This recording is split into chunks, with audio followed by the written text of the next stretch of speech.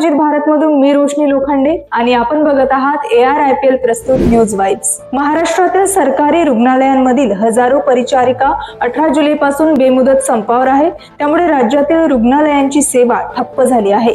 शुक्रवारी सुरू झालेल्या संपामुळे 30 ते 40% शस्त्रक्रिया पुढे ढकलाव्या लागल्या आहेत। परिचारिकांनी 7व्या वेतन आयोगामधील पगारातील विसंगती दूर करावी तसेच कंत्राटी भरती थांबवावी अशा मागण्यांसाठी आंदोलन सुरू केले आहे। पंढरपूरला विठ्ठल दर्शनासाठी आलेल्या 3 महिला भाविकांचा चंद्रभागा नदीत बुडून मृत्यू झाला। आज सकाळी ही घटना घडली। उजनी धरणातून मोठ्या प्रमाणात पाणी सोडल्यामुळे नदीत भरून वाहत आहे। पाण्याचा अंदाज न आल्याने ही दुर्घटना घडली आहे। यामध्ये 2 महिलांचे मृतदेह सापडले असून 3ऱ्या महिलेचा शोध सुरू आहे। ओडिसातील पुरी जिल्ह्यात एका 15 वर्षीय मुलीवर पेट्रोल टाकून पेटवण्याचा प्रयत्न करण्यात आला। स्थानिकांनी वेळीच आग विझवली आणि तिला रुग्णालयात दाखल केले।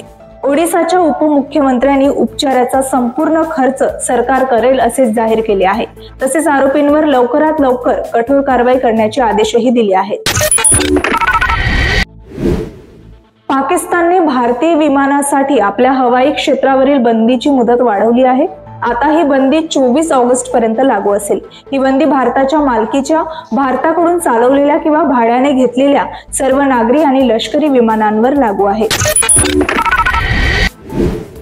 बॉलिवूड अभिनेता आहान पांडेचा पहिला मूवी सैयारा 18 जुलैला थिएटरमध्ये प्रदर्शित झाला आणि पाहता पाहताच या मूवीने बॉक्स ऑफिसवर गोंधळ घातला आहे। या चित्रपटाचे दिग्दर्शन मोहित सुरी यांनी केले असून प्रदर्शनाच्या पहिल्याच दिवशी सैयाराने 21 ते 23 कोटी रुपयांची कमाई केली आहे। त्यामुळे हा चित्रपट 2025 मधील टॉप ओपनिंग करणाऱ्या चित्रपटांपैकी एक ठरला आहे।